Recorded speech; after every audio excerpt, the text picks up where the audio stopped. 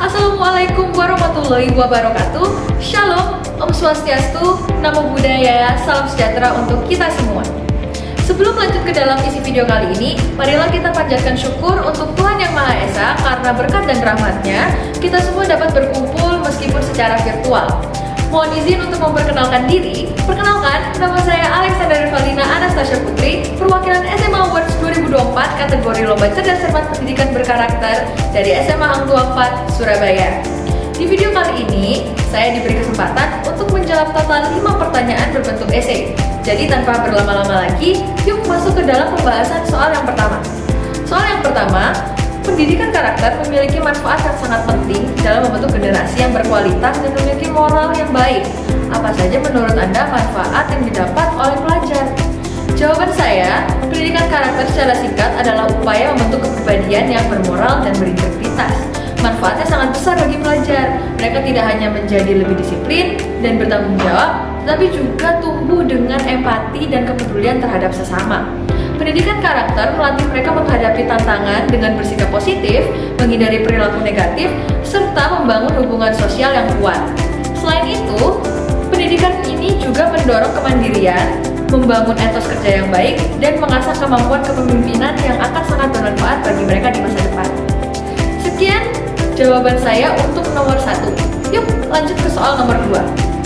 Soal nomor 2, bagaimana pendidikan karakter dapat membantu individu untuk mempertahankan integritas dan moralitas dalam kehidupan mereka? Jawaban saya, pendidikan karakter berperan krusial dalam membantu individu mempertahankan integritas dan moralitas dalam kehidupan mereka. Pertama, pendidikan ini menanamkan nilai-nilai dasar seperti kejujuran dan tanggung jawab yang menjadi pedoman dalam pengambilan keputusan sehari-hari. Melalui pelatihan ini, individu dilatih untuk berpikir kritis dan etis, sehingga mereka mampu menghadapi situasi yang menantang dengan kebijaksanaan. Kedua, pendidikan karakter juga memperkuat disiplin diri. Dengan disiplin yang baik, individu juga dapat konsisten dalam menjalankan prinsip-prinsip moral, bahkan ketika dihadapkan pada godaan. Selain itu, pendidikan karakter mengembangkan empati, membuat individu menjadi lebih peka terhadap tindakan mereka terhadap orang lain. Dengan membentuk kebiasaan baik dan meningkatkan tanggung jawab sosial, pendidikan karakter menciptakan fondasi yang kuat untuk menjaga integritas dan moralitas. Ini alasan kenapa pendidikan karakter sangat penting, karena ia tidak hanya membekali individu dengan pengetahuan, tetapi juga membentuk karakter yang akan membimbing mereka sepanjang hidup. Dicukupkan untuk soal nomor 2, mari kita lanjut ke soal nomor 3. Bagaimana pendidikan karakter dapat membantu meningkatkan hubungan antar individu? Jawaban saya, pendidikan karakter berarti ibarat lem super buat hubungan antar individu. Kenapa? Karena pendidikan ini mengajarkan kita hal-hal penting seperti empati, rasa hormat, dan kerjasama. Dengan memahami orang lain lebih baik, kita otomatis jadi lebih peduli dan lebih peka terhadap perasaan orang. Misalnya, dengan belajar tentang kejujuran dan komunikasi yang baik, hubungan kita dengan teman atau keluarga jadi semakin kuat. Tidak ada lagi kebohongan atau salah paham yang membuat hubungan renggang. Selain itu, kita menjadi lebih sabar dan toleran karena memahami bahwa setiap orang memiliki sudut pandang dan latar belakang yang berbeda-beda. Jadi, pendidikan karakter itu membuat kita lebih baik dalam membangun dan menjaga hubungan yang sehat dan harmonis. Makanya, tidak hanya untuk akademis, karakter yang baik juga penting untuk kehidupan sosial. Dicukupkan untuk soal nomor 3, mari kita lanjut ke soal nomor 4. Soal nomor 4, keserhadiran teknologi digital, kecerdasan buatan, big data, otomatisasi, dan konektivitas virtual tentunya akan membawa dampak positif maupun negatif. Menurut Anda, masih relevankah nilai-nilai Pancasila sebagai bintang penuntun atau telah diusangkan zaman? Berikan argumen Anda. Jawaban saya, nilai-nilai Pancasila masih sangat relevan sebagai bintang penuntun dalam era teknologi digital, kecerdasan buatan, atau otomatisasi. Pertama, Pancasila mengedepankan moral dan etika, membantu kita menggunakan teknologi secara bertanggung jawab. Kedua, nilai kemanusiaan dalam Pancasila mengingatkan kita untuk mempertimbangkan dampak sosial dari teknologi.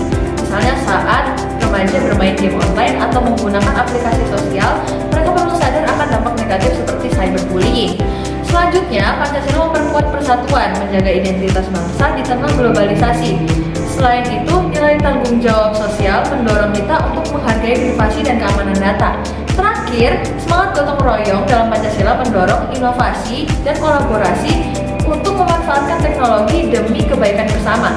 Demikian Pancasila tetap relevan menghadapi tantangan zaman modern. Lanjut ke soal terakhir, tak kalah pentingnya soal nomor 5. Soal nomor 5, setiap orang akan ada masanya dan di setiap masa akan ada orangnya. Anda sebagai generasi yang 10 sampai dengan 20 tahun lagi akan muncul sebagai generasi penerus. Tentunya tantangan yang akan kalian hadapi akan lebih berat. Langkah konkret apa yang akan Anda lakukan untuk Anda tularkan kepada adik-adik Anda atau junior Anda sehingga Pancasila tetap menjadi benteng utama untuk menjaga negeri ini? Seperti yang telah diamanatkan oleh para pendahulu kita. Berikan argumen Anda. Jawaban saya, sebagai generasi muda, kita memiliki tanggung jawab besar untuk menjaga dan meneruskan nilai-nilai Pancasila. Untuk itu, berikut adalah langkah-langkah konkret yang dapat kita ambil untuk menularkan nilai-nilai kepada adik-adik dan junior kita. Contoh di lingkungan sekolah, yaitu yang pertama, program bersih-bersih sekolah, yaitu mengadakan kegiatan rutin membersihkan kelas dan lingkungan untuk menanamkan gotong royong. Yang kedua, yaitu kegiatan membaca buku bersama, program membaca bergiliran untuk meningkatkan komunikasi dan menghargai pendapat teman. Penerapannya bisa seperti setelah membuat resume saat kegiatan literasi boleh diadakannya diskusi tadi. Yang ketiga, kampanye anti-bullying, edukasi siswa tentang dampak bullying untuk menciptakan lingkungan yang aman dan saling menghormati. Kemudian untuk contoh universalnya, yang pertama ada Earth Hour, yaitu kita bergabung dalam gerakan mematikan lampu secara 1 jam untuk meningkatkan kesadaran tentang lingkungan. Yang kedua, kegiatan sukarela. Yang ketiga, forum diskusi, mengadakan diskusi tentang perbedaan budaya untuk membangun toleransi dan saling pengertian. Nah, telah dicukupkannya jawaban saya secara keseluruhan untuk total 5 soal esai cerdas cermat pendidikan karakter. Sebagai penutup, mari kita renungkan betapa pentingnya menjaga dan menghidupkan nilai-nilai Pancasila dalam kehidupan kita sehari-hari. Pancasila bukan sekedar slogan, tetapi fondasi yang membentuk karakter dan identitas bangsa. Dengan komitmen dan tindakan nyata, kita dapat memastikan bahwa nilai-nilai luhur ini tidak hanya menjadi warisan, tetapi juga pedoman hidup yang relevan bagi generasi yang mendatang. Ingatlah, setiap langkah-langkah kecil yang kita ambil hari ini akan menjadi lompatan besar untuk masa depan. Mari kita bersatu berinovasi dan berkontribusi untuk membangun Indonesia yang lebih baik. Tanggung jawab ini ada di tangan kita semua generasi muda, dan setiap dari kita adalah agen perubahan yang memiliki kekuatan untuk menciptakan dampak positif. Terima kasih atas perhatian teman-teman semuanya. Sekian dari saya, terima kasih.